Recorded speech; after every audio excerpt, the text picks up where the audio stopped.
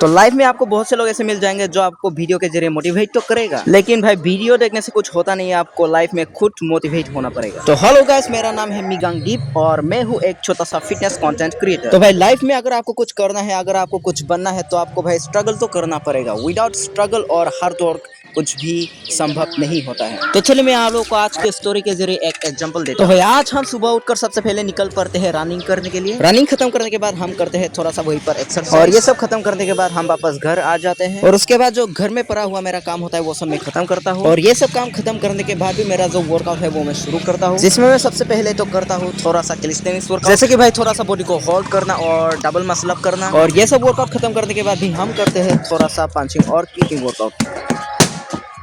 तो देखो भाई, बोलने से कुछ होता नहीं। अगर लाइफ में आपको कुछ करना है, कुछ बनना है, तो आपको स्ट्रगल करना पड़ेगा, मेहनत करना पड़ेगा, तभी जाके आप जो है एक दिन सक्सेस होंगे। So never give up and keep going guys.